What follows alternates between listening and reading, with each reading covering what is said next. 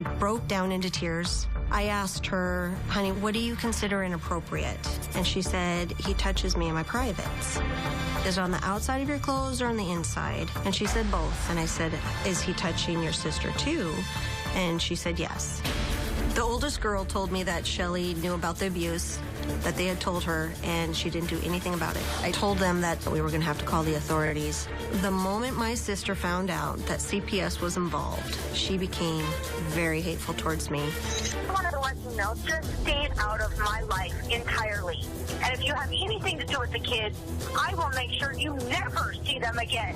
My sister's totally in denial about the girls being molested by Jason. Jason claims that he doesn't remember anything happening because he was drunk. I totally believe the girls are telling me the truth. If I didn't believe it, I would not have reported Jason to CPS. I believe my sister is trying to protect Jason.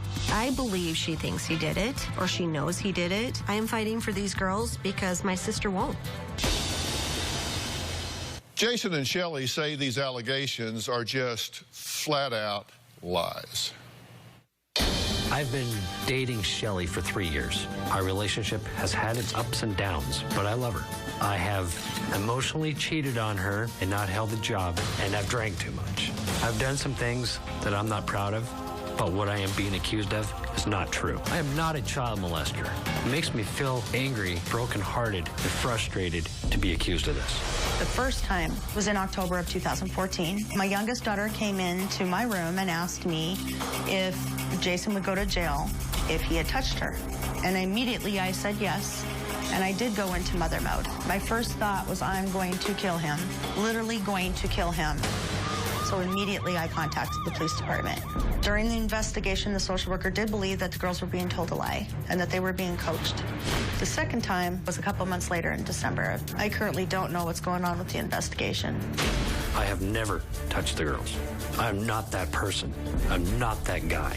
I feel that this has just been a huge witch hunt, and I feel like Jesus on the cross as everybody's putting stakes in each wrist and in through my ankles just to watch me hang and die. Now, these are not your biological children.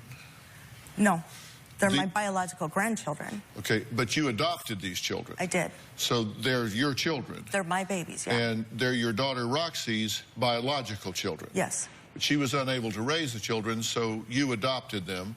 So they're yours. You have full parental rights. And are you two married? No. Okay, but you, Jason, are living in the home. Yes. Okay, and you've been together for 3 years? Yes. Yes. Okay, and at this point, you've been accused of molesting these children. Yes. Have you molested these children? No. Have you touched these children ever sexually in any way? No.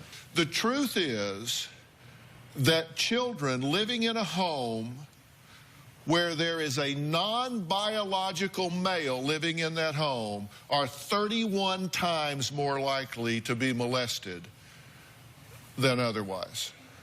So statistically, your girls are at risk. Does that cause you any concern? I've never put them in a situation where Jason doesn't give them baths. Jason doesn't undress them. Jason doesn't dress them. 31 times. I hear you. Just telling you. That bothered me, because any mother that hears that, if you hear that statistic, wouldn't you go, oh, whoa? Did everybody go, oh, whoa? I think I'm Everybody but you went, oh, whoa. I think I'm just in the defensive You mode. should be the defender of your children, not your ego. I agree. I'm not saying you've done anything wrong. I'm not saying anything's happened here. I don't know. You do allow him to babysit. Yes. Right? Yes. Do you drink? Yes. To excess? I have not lately, no. Define lately. In the last 3-4 months? So the answer is sometimes yes. Yes. So you have a non-biological male in your home that drinks to the point of intoxication, and he's babysitting your children alone without you there. Okay, so I'm beginning to add up some risk factors here. I'm just curious if you are. Yes. Are you a sex addict? No. Is he a sex addict? I believe so. Okay, so we have a non-biological male in the home. That's 31 times the risk factor. He drinks to excess, and he has a sex addiction. I'm just trying to add up what you know. Does he have trouble with boundaries? Such as, I mean, what type of boundaries? Respecting boundaries in relationships. No. Because he's been in a relationship with you for 3 years. Has he always respected those boundaries? That's why we had some issues, and that's why we had a separation. So the answer is no, he has not respected those relationship boundaries. In the past, he has not. Okay. Okay. So we know it's risky to have a non-biological male around young girls, and we've talked about that. And that's a risk factor. We know that he drinks to excess, but yet is alone with your children. We know that he has problems with relationship boundaries. We know that he's lied to you in the past. We know that you believe that he's a sex addict. So there are those 5 issues and allegations that there have been problems with your young daughters. Okay, up next, Jason and Shelley say Roxy bribed her daughters to lie about the sexual abuse allegations. You won't believe what they say Roxy promised them to say the horrific things they said this man did. We're going to get to the bottom of that when we get back.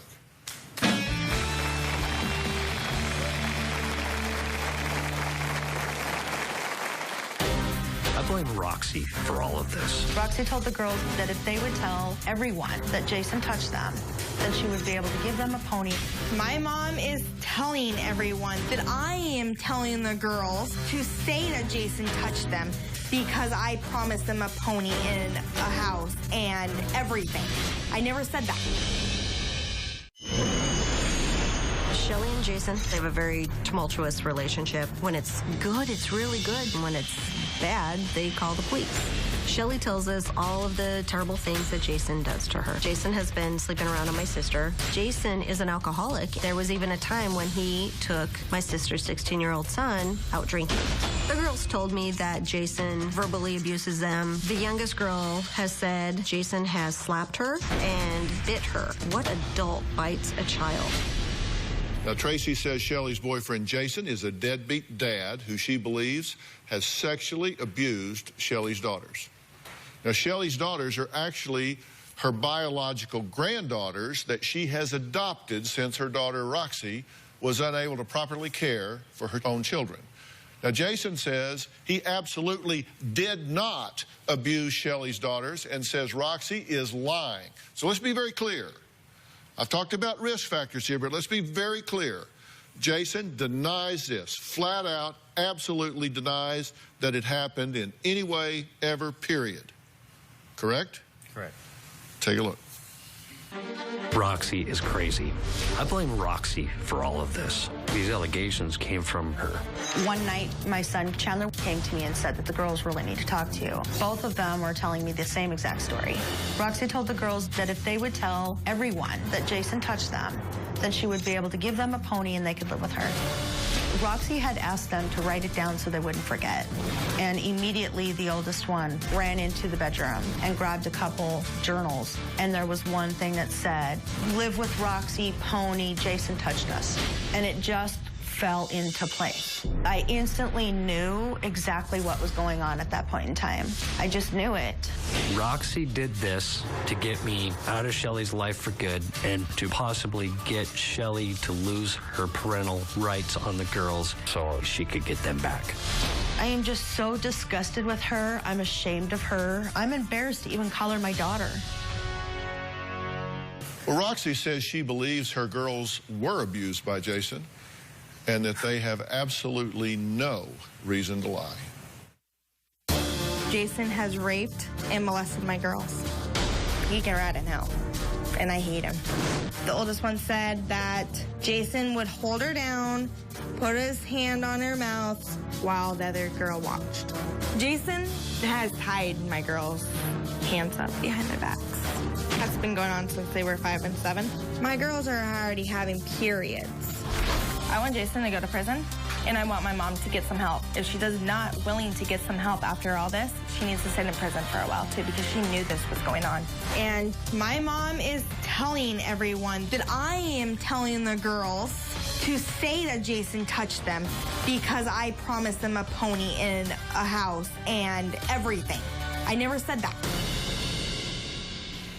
Okay, now, these are your biological daughters. Yes. But why are you not raising them? Because at that time, I wasn't a fit mom. So they were adopted by your mother? Yes. Okay. Why are you so certain that they are being molested by this man? I got a phone call on October 7th of 2014 from my mother, Shelly, saying that the girls were molested by Jason. Actually, it was on the 18th of October. It was the beginning of October. It was on the 18th. Around that time, yes. But didn't they tell you in May Yes. that they had been touched? Yes. So you That's didn't the hear last about time it I in visited. October, you heard about it in May. I heard it from my mother on the phone. But I didn't do anything until October when I heard it from Tracy in January. No, the girls told you in May. Yes, the last visit that I had At in Shelly's 2014. house in Montana. Yes, that they were being abused and hit by Jason. No, they told you in May that they were being sexually molested at Shelly's house in Montana, and you returned to South Dakota and reported it to CPS there. Yes, I did.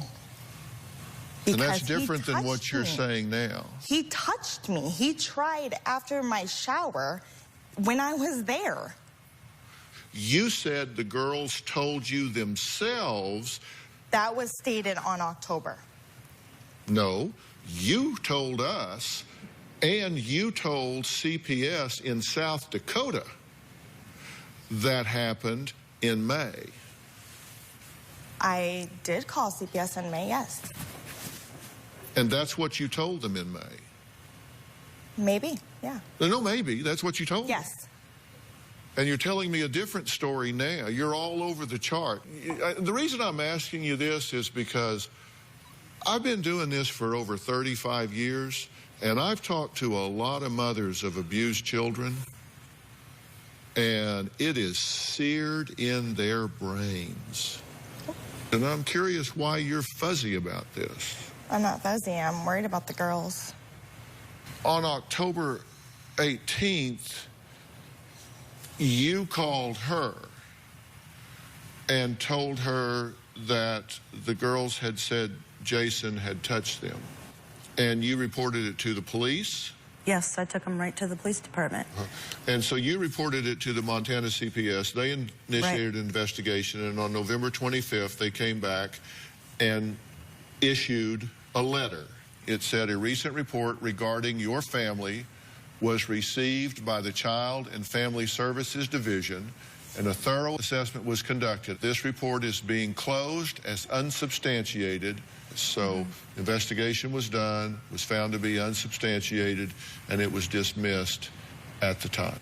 But then the next month, on New Year's Eve, they tell you Yes. that they've been touched. You called the cops, and the children were removed. And there's currently a 30-day investigation going on, correct? I believe so. All right. I have a notebook that belongs to the 7-year-old in question. It contains some very disturbing comments I'd like to ask Roxy about when we come back.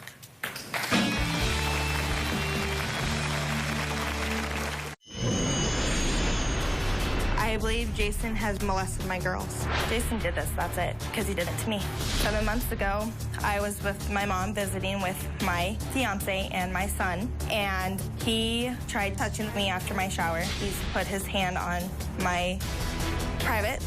He went up my shorts. He pushed me on my mom's and Jason's bed and tried having sex with me. I pushed him away. I left the house and told my fiance the next morning. He's an evil, horrible man that my mom is still staying with, and I don't see why she's with him. I really don't. Roxy says her mom, Shelly, refuses to break up with her boyfriend, Jason, even though he's been accused of sexually abusing Roxy's daughters. Now, Jason says, look, Roxy is behind all of these false allegations and, in fact, promised the girls a pony if they lied.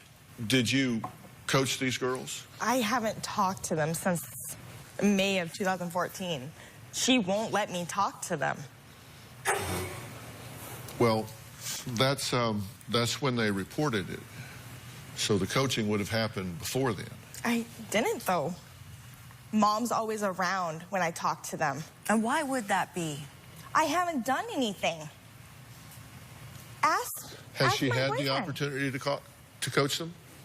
Behind the scenes through Jason's phone, who was unbeknownst to what you were doing, and your little brother's phone. I haven't talked to my brother. The only time I talked to my brother was about him. He's 16. He's a little kid. He's your little brother. And you're sitting there telling me that he's a liar? It's okay for an alcoholic to be in your home? And it's That's okay that you have become a better parent now that you gave up drugs 3 months ago? I doubt that. You had not been there for my son. Are you raising your son? Yes, I've been doing it for 3 years. Without you. Good, it's your responsibility. I have 2 little girls that have to come first. You have 2 You're little an girls adult. that you decided would be better in foster care than in my home or their dad's. You know why What that mom was out chosen? there would The put their kids in coaching. foster care? The coaching is involved, Tracy. There's more than one type of abuse. I don't Mental coach abuse the counts children. as well. Do you think I want this for How my did they- family, for you? No, I'm doing this Oh, they because just this came is... over and said, hey, Aunt Tracy, I've been molested. You didn't ask me 3 months prior to this over and over and over and over Yes, and over. because Can I have you the were kids? Can I having have the issues kids? with him. I'm And gonna don't come tell me no it was matter what. I'm emotional. going to pick them up. It was not Way emotional. before these allegations, and all of a sudden you make this told allegation. Me he hired a after you prostitute and finally had get them. sex in his vehicle. Yeah, you had on told me the that job. several times, too. Do you think I want him with you? Where in the hell did that come You from? also From gave you. You Why also would I gave me make it phone up? numbers to call these women of him and talk to them and say, what's your name? How do you meet Jason? And they flat out said, yeah, I was with Jason the night before. Even if they were lying about this, don't you think they need to I be don't counseled? care about you, Tracy. All I care about are the 2 little girls that are involved in this. Sweet, So how's their innocent little counseling babies. going? Huh? How's your sweet little How's babies your doing in counseling counseling? going? I don't need counseling. Oh, you don't? If I stay here much longer, I might. Hey, if I listen to this bickering, I'm going to need some counseling. Look, I'm interested in getting to the truth about what's going on about these girls. There are some writings that come from the children. The 7-year-old wrote this, and I'm deciphering. They arrest mom, they arrest dad. I tell everyone Jason touched me, I get pony. Roxy lies. I live Roxy. Lie. Bitch. Now, is that the handwriting of your 7-year-old? Yes. There's another page. Jason touched me. Roxy, bitch. This we had to blur because this child...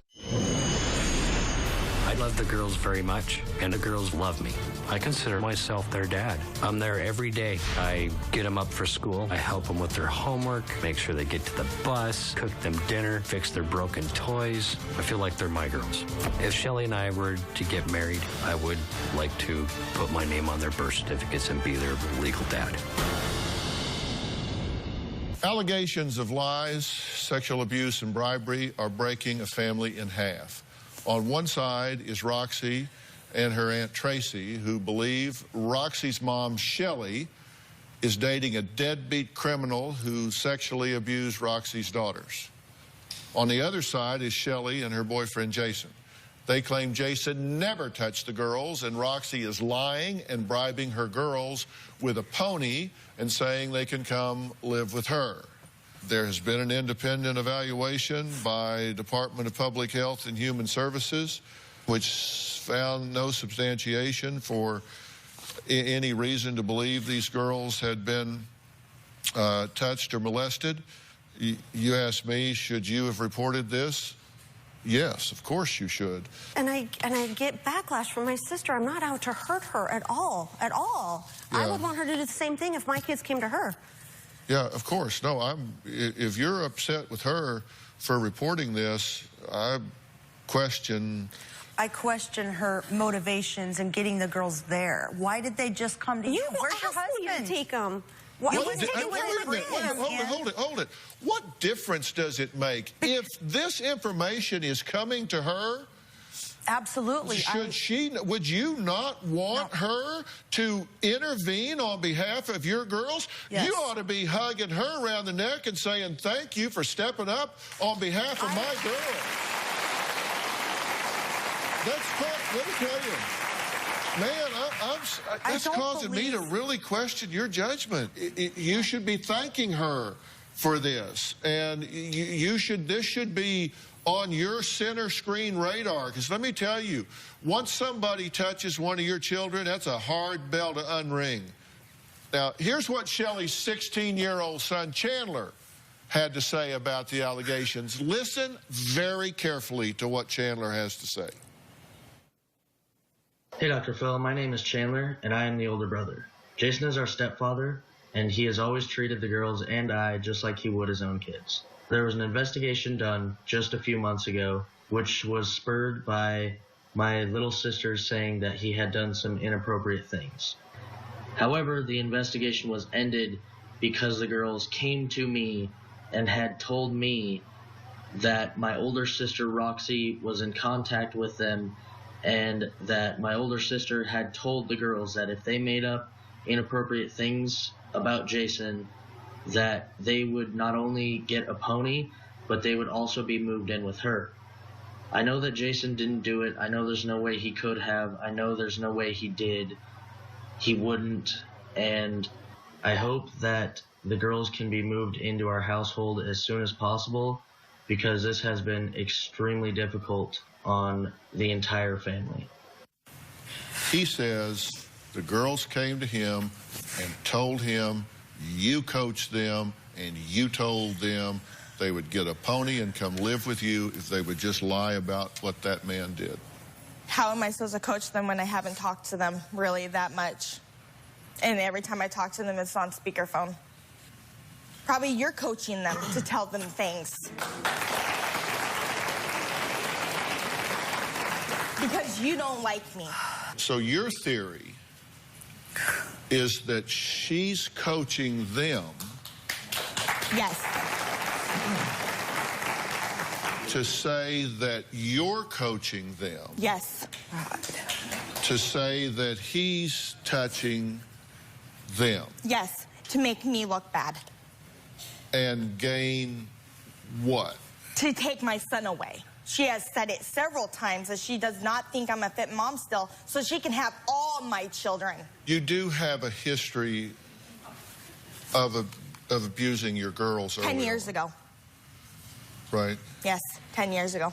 Because you do have a history with your 9-year-old of shaking her.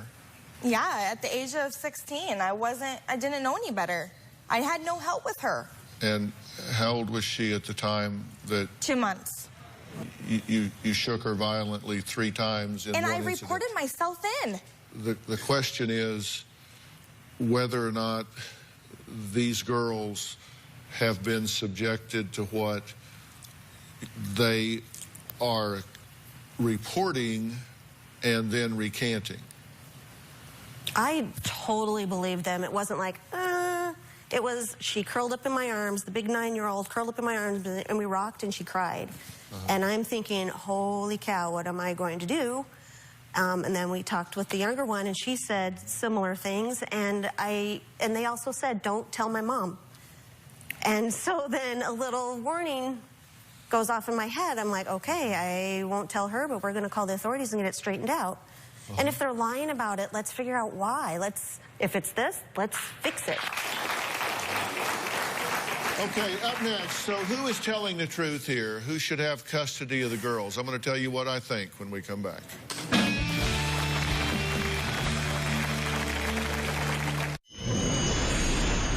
Before I wasn't a fit mom, but now I am. I am in a better place.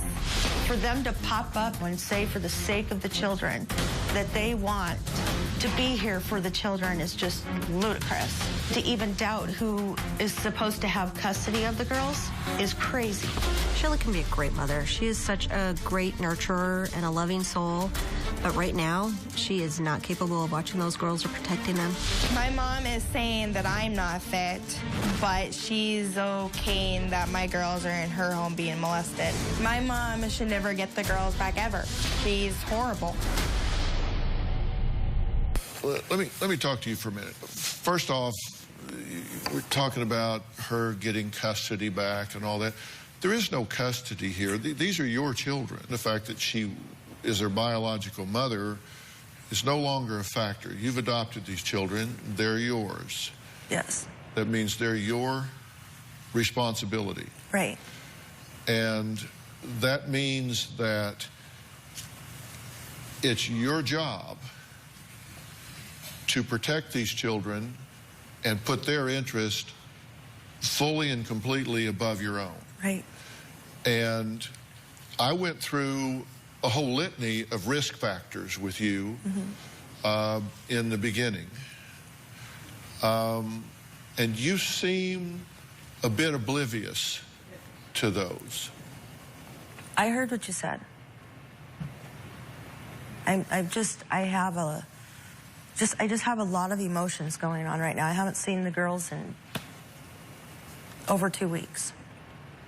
I miss them for my whole life. So I'm just kind of, But you know, when you've I hear you. When you've been doing this as long as I've been doing it, I can't tell you how many grown-up girls that I've talked to with mothers that did not protect them. And what they tell me when they look back is they say, I felt devalued. And as a result, I did poorly in school. I got into drugs and alcohol. I was pregnant early on. I became promiscuous. My life spun out of control because I felt devalued because I saw my mother put her romantic interest ahead of her investment in me. She was so worried that this son of a bitch that was touching me or abusing me would leave her. Listen to me, don't shake your head, because I'm not talking about you. I'm just talking about stories. This is just hypothetical. Just hear me. I am. I'm listening. She was so worried about being left alone. She was so worried about not having someone there that she was willing to sacrifice me for him. And he would lie to her, he would cheat on her, he would beat her, he would leave her, he would get drunk, but she would still cling to him and turn a blind eye to what he did to me. And I've paid for it my whole life. Don't you dare. Don't you dare assume that posture. Don't you dare. You are a high-risk candidate. Would not let you around my granddaughters for 30 seconds.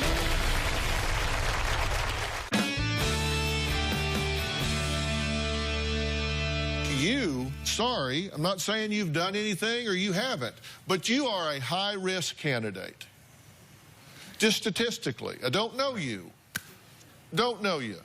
Would not let you around my granddaughters for 30 seconds. I'll tell you why. You're a non-biologically related male.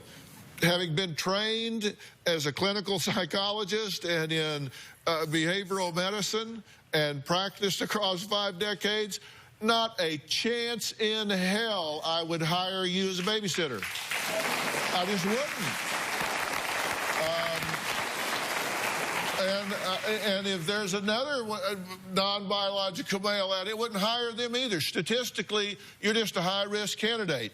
You drink to excess, which means your inhibition centers get washed out. No way I would put you around my children.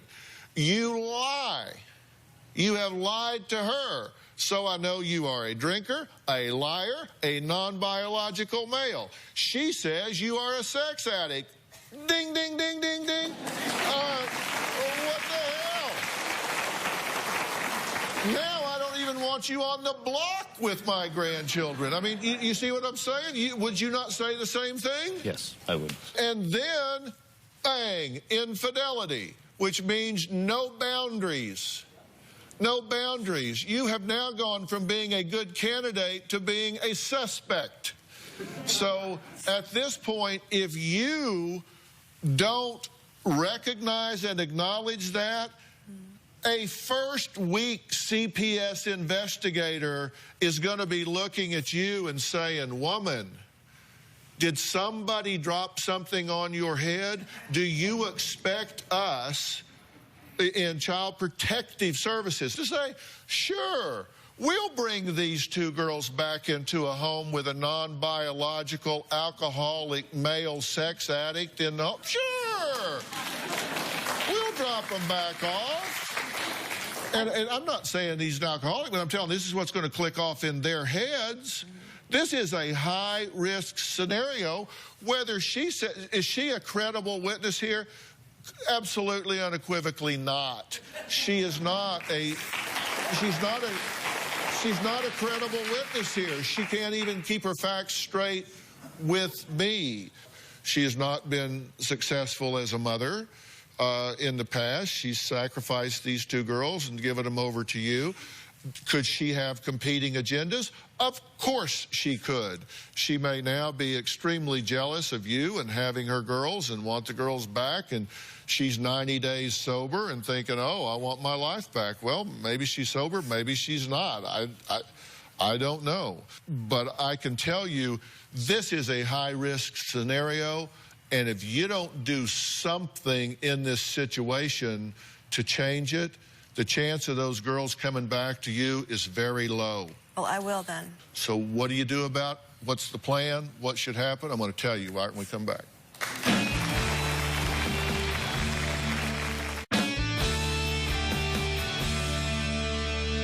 If I was your case investigator, he would have to go until I had every manner of confidence that he had been properly evaluated, taken polygraph test, had been seen by proper psychologist and gone through every manner of evaluation. I highly suspect they're not going to return those girls under any other circumstances. There is one place I personally would feel those girls would be safe right now, and that's with her. Right there. I don't know that you're able to take them or you have the wherewithal to take care of them at this point right now. I would not feel comfortable with them being with Roxy. I would not feel comfortable with them being in this situation. I'm telling you, you got to shuffle your priorities here, because unwittingly, you have these girls in a high-risk situation. And, you know, we're talking about you like you're some kind of monster. I don't know you. I have not evaluated you. I'm just telling you statistically, this is a high-risk situation. You know what I'm saying? I completely understand what you're talking about. And I am not saying you've touched these girls, and I'm not saying you haven't. I don't know. I don't have an opinion about that. I just know you are a high-risk candidate just statistically. Now, I will tell you what I am willing to do. I am willing to get you some family therapist in here that can start to unravel this Rubik's Cube, do these evaluations, make some reports, but they're going to tell the truth as to what they see. That's what I want. And their status report as of today would be what I'm telling you right now, that this is a high-risk situation for these girls, and there are going to have to be some immediate changes made. Then they're going to start evaluating him, and they're either going to say, you know, good housekeeping seal of approval or not. And if you agree to do all of that, I will put that in motion immediately. Yes, please. So as not to delay the situation. So we have a report. Everybody good with that? Yes. All right. I want to thank all of my guests today. Be sure to log on to drphil.com for more information. We will see you next time. Thank you so much.